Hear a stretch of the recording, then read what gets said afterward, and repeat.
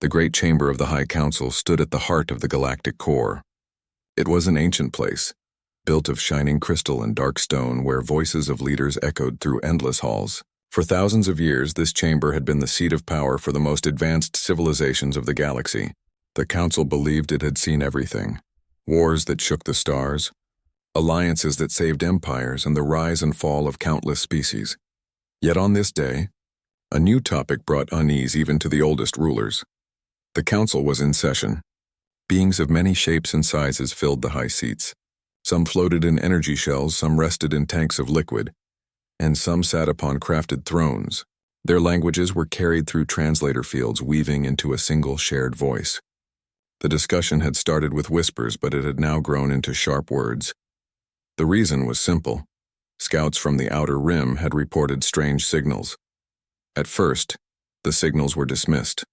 Many in the chamber believed they came from another minor race experimenting with technology. The galaxy was full of young species who tried to rise too fast, only to fall when they met true powers. But as more reports arrived, the tone of the meetings changed. The reports spoke of something vast, something that moved through the dark in silence, yet shook sensors from systems away. Energy readings higher than anything the Council had measured before. The name of the species linked to those signals was repeated again and again: humans. The word hung in the air like a weight.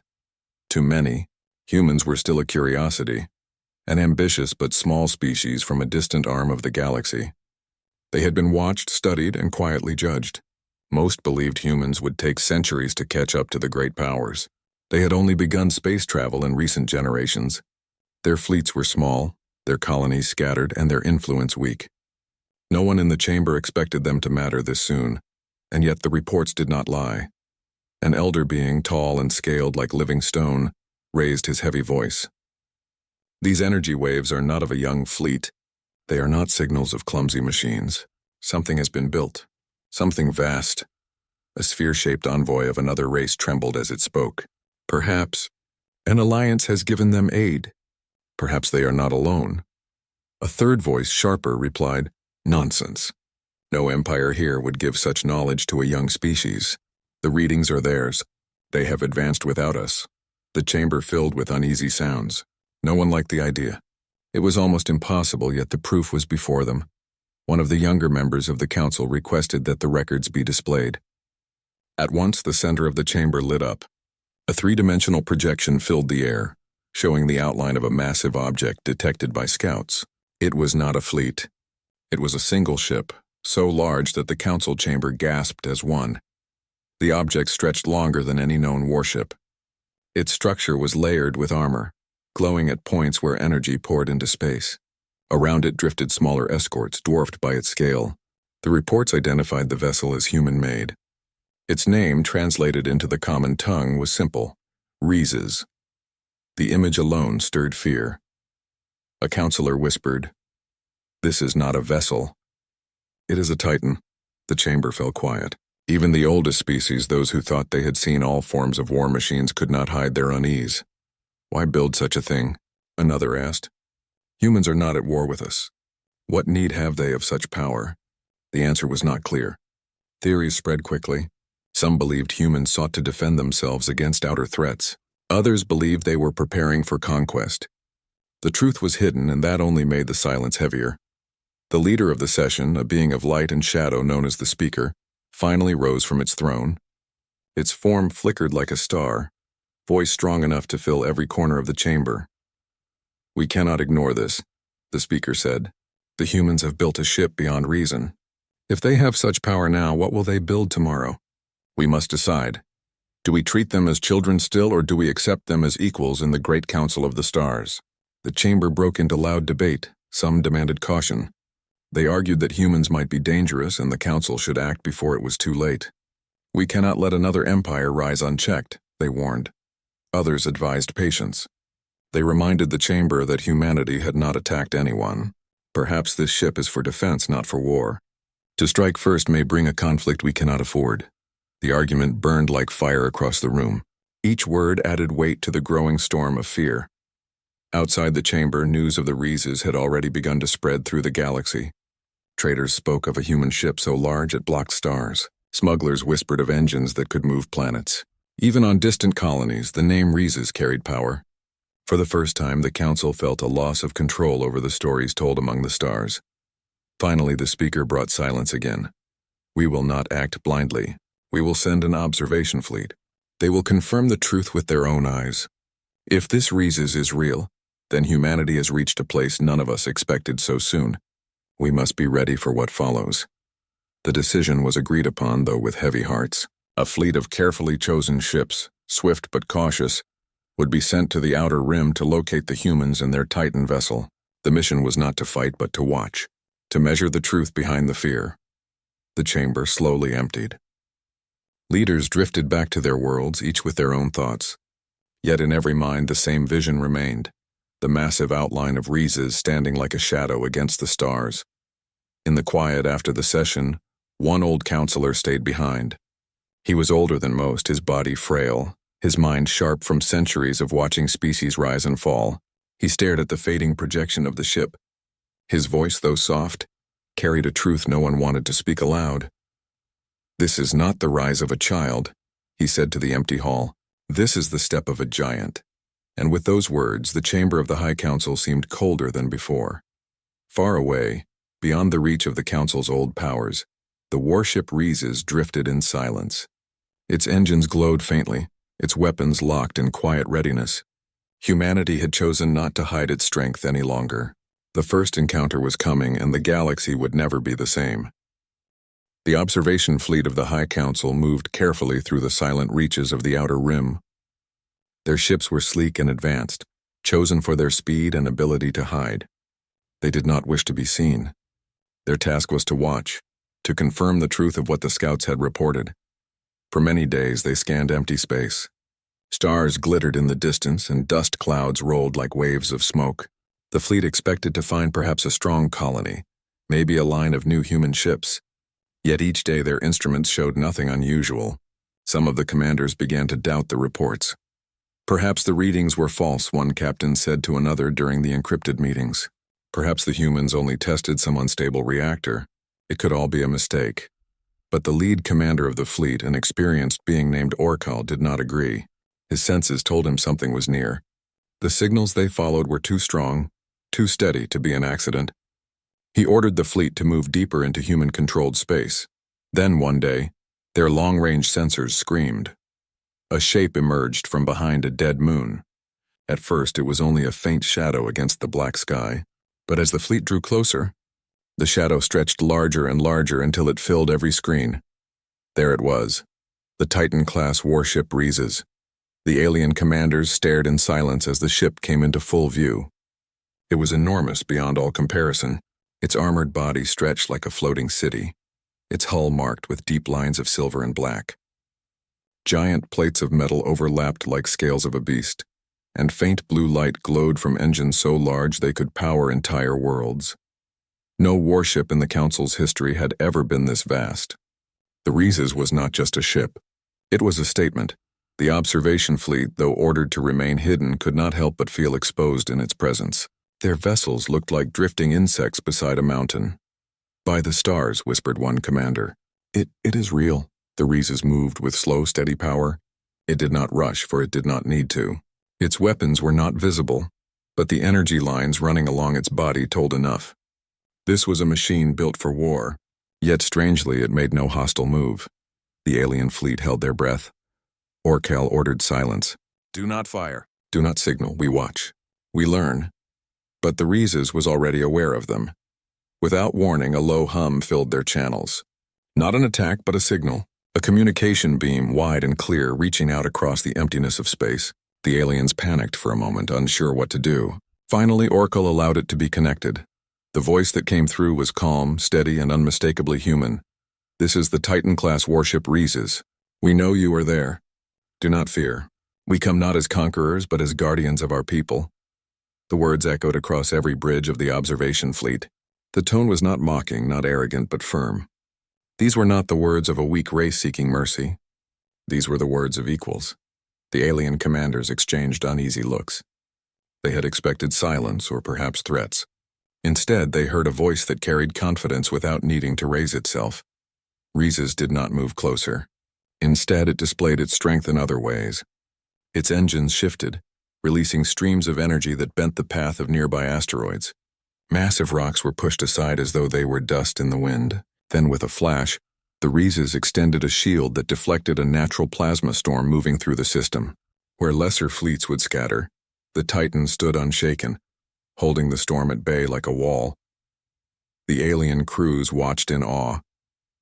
This was no empty boast. Humanity had built a ship that could turn nature itself aside. Still, the aliens wondered why. Why build this? One captain whispered aloud.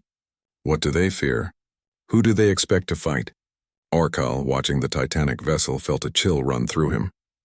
He realized the answer might not be about fear at all. Humanity had not built this ship because they were afraid. They had built it because they could. The humans sent another message. Your council watches us. We know. Tell them this: humanity seeks peace, but we will not kneel. The age when we were overlooked is over. The message ended, leaving only silence. The alien fleet remained frozen in place. None dared respond. The Rhesus did not wait for an answer. Slowly it turned, engines glowing brighter. With smooth motion, the Titan slipped back into the dark, leaving behind nothing but waves of energy that continued to echo in space.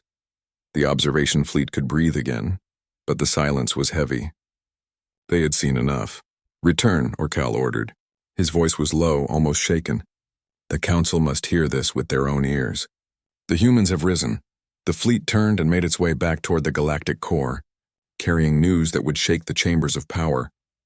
Meanwhile, within the Rhesus, the human crew worked with quiet efficiency. They had known the aliens were watching. They had allowed it. Every display of power, every word spoken had been chosen carefully. Humanity did not want to be ignored any longer. The galaxy had to understand. Earth was no longer a minor world hidden at the edge of a spiral arm. Humanity had stepped forward as a power of its own. The captain of the Rhesus, standing on the bridge, looked out across the stars. He did not smile, nor did he frown. His expression was calm, steady, the same as his words. They will fear us, he said quietly. But fear is only the beginning. Soon they will have to respect us. Around him, the officers nodded. The ship's great engines roared as it moved onward into the dark, seeking new paths, new systems, new chances to show what humanity had become. The alien fleet, far behind now, carried only one image in their minds: the shadow of a Titan drifting through the stars, silent yet unshakable. They knew the council would tremble when they told their story. For the first time in living memory, the balance of power was shifting. The council had ruled for ages, certain no new species could rise so fast. But in the cold dark of space, the humans had done the impossible, and with the Rhesus as their banner, they would make sure the galaxy never forgot. The High Council chamber was full again. Every seat was taken, every leader present. The observation fleet had returned, and their reports spread like fire. There was no more doubt, no more whispers. The warship Rhesus was real, and humanity had shown it with their own hands. The council listened as Commander Orcs spoke. His voice was steady, but his eyes carried the weight of what he had seen. We watched the ship with our own eyes, he said. It is vast beyond reason. Its engines bend space around it. Its shields turn aside storms. And when it spoke not as prey, not as beggars, but as equals. A projection of Rhesus filled the center of the chamber. Its armored body stretched across the room like a shadow made of steel and light. Even the counselors who thought themselves fearless could not look at it without feeling small. They told us, Orcs continued, that they seek peace but will not kneel. Their words were calm, yet each one carried weight. They wanted us to see their power, and they wanted us to know they are no longer weak. The chamber burst into debate at once. Some voices shouted, "They threaten us. We must strike before they grow stronger." Others replied, "They did not fire, they did not chase us. They showed strength, yes, but not hostility. Perhaps they only wished to be respected."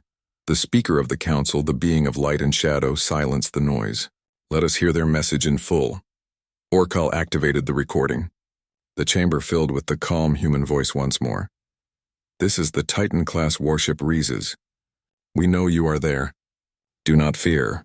We come not as conquerors, but as guardians of our people. Tell your council this: humanity seeks peace, but we will not kneel. The age when we were overlooked is over." The words echoed in the chamber, carrying far more power than their simplicity suggested. The council sat in uneasy silence. Never before had a young race spoken to them like this. Most species, when noticed by the council, bowed quickly, begging for favor or protection. But humans had chosen a different path. They had stepped into the light not with pleas but with a declaration. Finally, the speaker said, "We cannot ignore this. The humans have asked to be seen. We must decide how we will answer." While the council debated, humanity continued their work aboard Rhesus. The warship drifted near a system on the outer edge of human space. The crew was calm, each officer trained for years to serve aboard the Titan. For them, this mission was more than defense. It was the first step in showing the galaxy who they truly were. On the bridge, Captain Darren stood at the center. His uniform was plain, his presence strong without need for display. He looked across the stars, then turned to his officers. "The council has seen us," he said. "They will not trust us. Some will fear us. Some will hate us. But all will know us. That is enough for now." An officer asked, "Captain, do you believe they will attack?" Darren shook his head slowly. "Not yet. They will argue, they will doubt, but they saw what we can do. They will not move without care.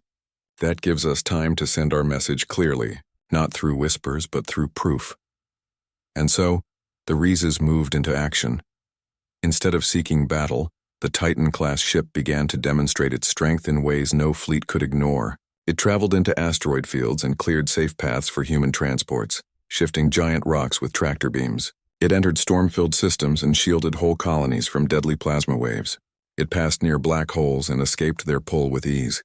Every action was recorded, every action broadcast on human channels that the Council spies could not help but hear. Rhesus showed not only its size, but its purpose, a guardian, a defender, a symbol that humanity could not be pushed aside any longer. The galaxy watched. Traders told stories of a ship that could move mountains of stone as if they were dust. Miners spoke of Rhesus saving entire colonies from storms. Explorers spread tales of a human vessel that dared to fly near a black hole and return without harm. Each story grew larger, and with each story, fear spread through the Council races. Inside the Council chamber, the debates grew hotter with every report. One counselor shouted, "They play at peace, but they display their might for all to see. They are showing us they cannot be stopped. This is not defense. This is warning," another countered, "and yet they have not fired a single shot. They could have destroyed our observation fleet, but they did not. Their actions speak of protection, not destruction." A third voice, sly and sharp, said, "Protection for themselves, yes. But what when they decide to protect others? What if colonies of weaker races ask for their aid? Will they rise as saviors or rulers?" The speaker allowed the voices to rise, then fall again. The truth was clear. Fear filled the chamber. Fear not of what humans had done, but of what they might do tomorrow. Meanwhile, aboard Rhesus, the crew received a direct signal from Earth. It was a message from the Human Council, the leaders of their united worlds. The message was simple. "You have shown the galaxy who we are. Now make it clear what we stand for. Deliver humanity's message in full." Captain Darren understood. He ordered the communication systems prepared. Soon a wide broadcast swept across known space. It was not aimed at one species, not at one council. It was aimed at all. The voice of humanity carried through the stars. We are humanity. We have come far from the small world where we were born. For too long we were judged as weak, as children of the stars. But no more. We seek no conquest. We seek no empire. We seek peace. But understand this, peace does not mean submission. We will defend our homes, our colonies, our future. We will stand, and if need be, we will fight. Remember our name, remember this ship. We are here to stay. The word spread faster than light. Across colonies, across empires, across fleets, the message was heard. For the first time in living memory, a young species had spoken not in whispers, but in the clear voice of power. Back in the High Council chamber, the reaction was immediate. Some cried out, "They challenge us all." Others admitted they speak with dignity. Perhaps it is time to treat them not as children but as equals. The speaker stood, the chamber glowing with his light. This message is not threat alone. It is choice. They have declared who they are. The question before us is no longer who the humans are, but who we will become in answer to them. Silence followed. The chamber was filled not with anger, but with the weight of realization. For the first time in ages, The galaxy faced a power that had risen outside the Council's hand. And far away, the Rhesus continued its steady journey, carrying humanity's message with every glowing engine and every unshaken step through the stars. The humans had spoken. The galaxy could never again pretend they were small. The High Council chamber had never felt colder. The usual hum of quiet authority was gone, replaced by tense whispers and nervous glances. Every leader knew the truth now. Humanity had revealed itself not with timid requests, but with unmatched power. The Titan-class warship Rhesus had spoken, and the galaxy had heard its message. The reports from the observation fleet had spread quickly, each one adding weight to the fear. Rhesus had not fired a single shot, yet its actions were enough to shake the oldest empires. Moving asteroids as if they were pebbles, shielding colonies from storms, flying through dangerous space and returning unharmed. The Rhesus had shown the potential of humanity in ways no one could ignore. Counselors argued in sharp voices. They display their power like a hammer, shouted a four-armed elder. They could crush any fleet in the outer rim. They could destroy entire colonies if they wished. They have not, another replied. And that is the point. They are measured, controlled. They are not mindless brutes, yet they are strong enough to challenge every empire here. Whispers moved like a tide across the chamber. Some leaders suggested alliance, others spoke of preemptive strikes. Each idea carried fear. Every empire feared losing its influence. Every counselor feared underestimating humanity. The speaker, glowing like a beacon, called for silence. Enough, we must speak with reason, not with panic. But reason alone cannot remove what we have seen. Humanity is no longer a minor species. Their Titan-class ship, Rhesus, proves they are capable of greatness we cannot ignore. A delegate from the Seraphine Empire, a species of elegant beings with crystalline wings, spoke next. They have grown faster than any race in history. They leap forward in centuries what some empires take millennia to achieve. And they do so without alliance, without aid. This is unnatural. Others whispered in agreement.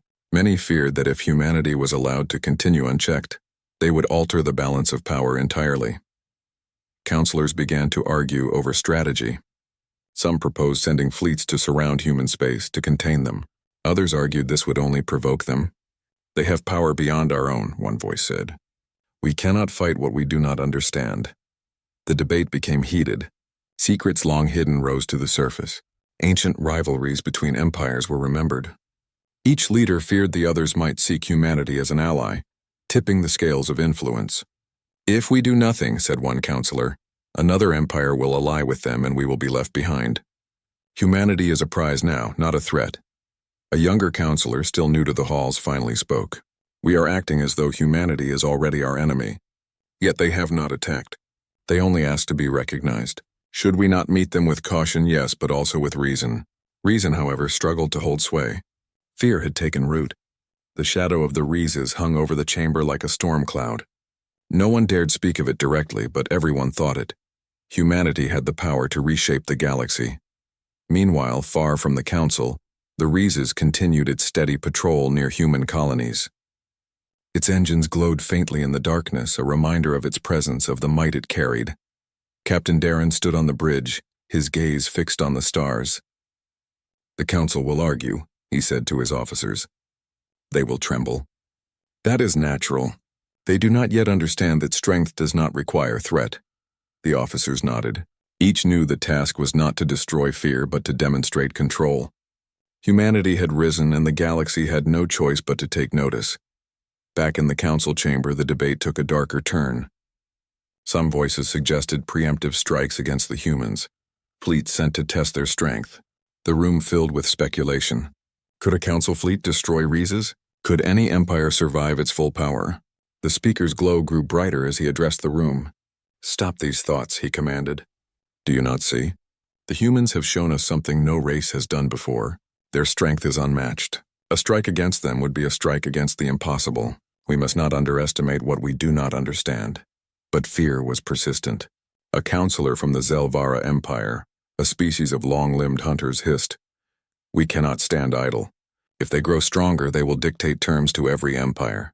Better to challenge them now while their reach is limited." Others shouted in opposition, "And risk provoking them unnecessarily? They have given no reason to fight. Only a fool would start war with a species capable of moving planets. The chamber was a storm of voices, yet beneath it all a new feeling had settled in. Respect, not admiration, not love, but the recognition of something immense. The council could not fight what it now understood. Humanity had proven itself, and the Rhesus was proof. Outside the chamber, the galaxy had begun to whisper. Traders and explorers, miners and diplomats all told tales of the Titan-class ship. Rhesus became a name spoken with caution, a shadow in the imagination of every species. Rumors traveled faster than light. The humans have built a ship that can challenge the stars, they said. And the council could not stop the whispers. Inside, panic mixed with calculation. Some leaders wanted to prepare fleets, build weapons, fortify borders. Others argued for diplomacy, for careful communication. But no plan was simple. Humanity had shown that brute force alone could not sway them. The Rhesus moved with precision, calm, and control. Counselors argued late into their cycles. Entire histories of old wars were recalled.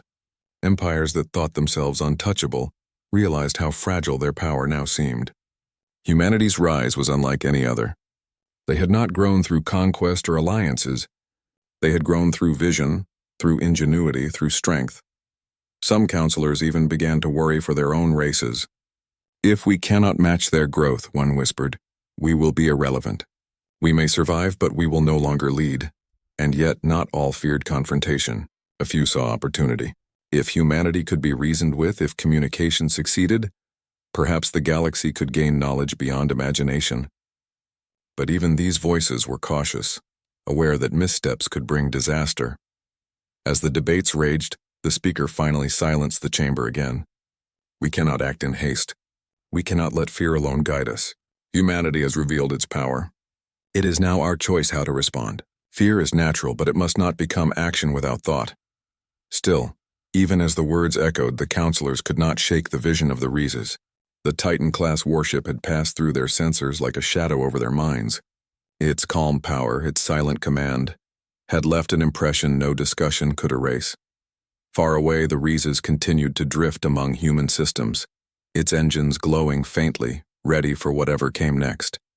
Captain Darren knew that the council would tremble before them, that some would challenge, some would fear, and some would admire. But the humans would remain steady. Strength, he knew, was not measured in fear alone, but in control, in wisdom, and in the ability to act without haste. The galaxy had changed in a single day. The council had seen it, and they could not look away. For the first time in centuries, the balance of power was no longer certain. Humanity had risen, and the Rhesus had shown that they would not bow to fear nor to threats. And the chamber, though filled with debate and doubt, knew one truth.